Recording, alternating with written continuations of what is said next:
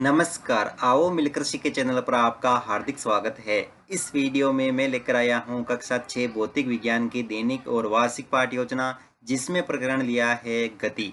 इसमें शिक्षण बिंदु है गति का अर्थ, एक समान गति और असमान गति एवं त्वरण। तो चलिए शुरू करते हैं।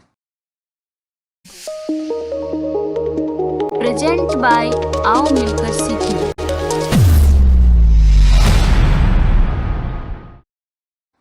सर्वप्रथम लिखेंगे विद्यालय का नाम, जहाँ पर आप ये लेसन प्रस्तुत करेंगे।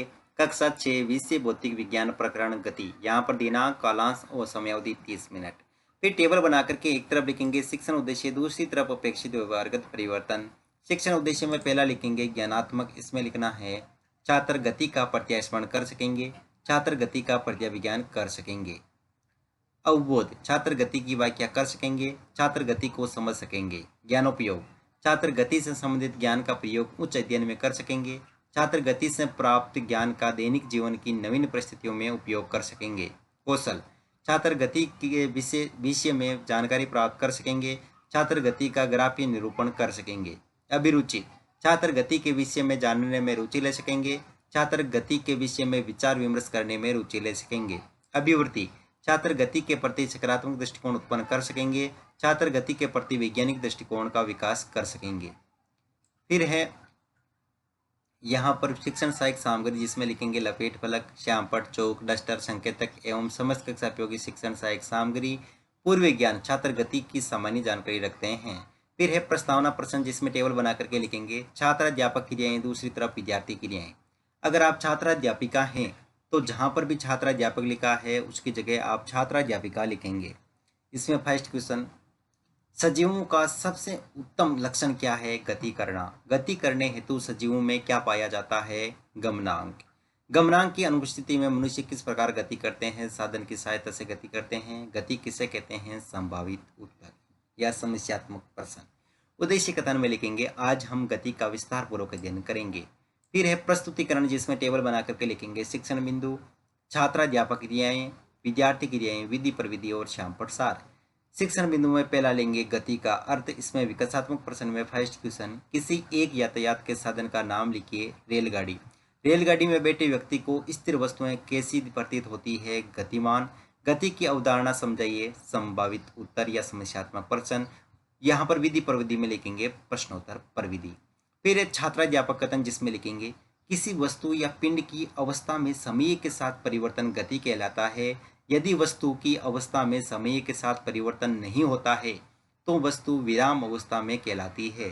गति या स्थिर अवस्था सदैव ही किसी निर्देश बिंदु, जिसे मूल बिंदु कहते हैं, सापेक्ष मानी जाती है।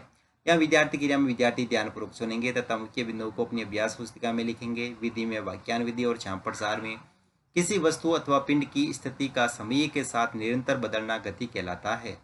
फिर है बोध प्रश्न। इसमें फर्स्ट क्वेश्चन, वस्तु की अवस्था में समय के साथ परिवर्तन क्या कहलाता है? गति। गति किसके सापेक्ष मापी जाती है? मूल बिंदु के सापेक्ष। विधि प्रविधि में प्रश्नोत्तर प्रविधि। फिर है यहाँ पर अगला शिक्षण बिंदु, एक समान गति, जिसमें विकासात्मक प्रश्न में फर्स्ट क्वेश्चन, गति को किस प्रकार मापा जाता है? दूरी व समय में। दूरी किस में मापी जाती है? किलोमीटर में। किलोमीटर व समय द्वारा गति का प्रकार किस प्रकार में निर्धारित किया जाता है? संभावित उत्तर। विधि प्रविधि में प्रश्नोत्तर प्रविधि। फिर एक छात्राध्यापक कथन, जिसमें लिखेंगे यदि कोई वस्तु समान समय अंतराल में समान दूरी तय करती है तो वस्तु की गति को एक समान गति कहते हैं। एक समान गति को ग्राफ पर निरूपित करने पर सीधी रेखा प्राप्त होती है। या विद्यार्थी क्रिया में विद्यार्थी ध्यानपूर्वक सुनेंगे तथा मुख्य बिंदुओं को अपनी अभ्यास पुस्तिका में लिखेंगे। विधि में व्याख्यान विधि और श्यामपट्ट सार में वस्तु द्वारा समान समय अंतराल में समान दूरी तय करने को एक समान गति कहते हैं।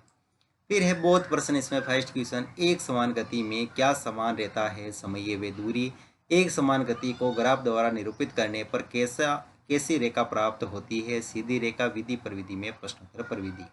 फिर अगला शिक्षण बिंदु है असमान गति एवं त्वरण। इसमें विकासात्मक प्रश्न में फर्स्ट क्वेश्चन, किन्हीं दो वाहनों की चाल सदैव कैसी रहती है? असमान। असमान गति में क्या परिवर्तित होता है? वेग। वेग में परिवर्तन की दर को क्या कहते हैं? त्वरण। त्वरण के बारे में आप क्या जानते हैं? संभावित उत्तर। और यहाँ पर विधि प्रविधि में प्रश्नोत्तर प्रविधि। फिर छात्राध्यापक कथन, जिसमें लिखेंगे असमान वेग से चलने वाली वस्तुओं में वस्तु की गति दूरी व समय के साथ परिवर्तित होती रहती है। प्रति सेकंड 1 सेकंड में वेग के परिवर्तन को त्वरण कहते हैं। इसे ऐसे व्यक्त करते हैं।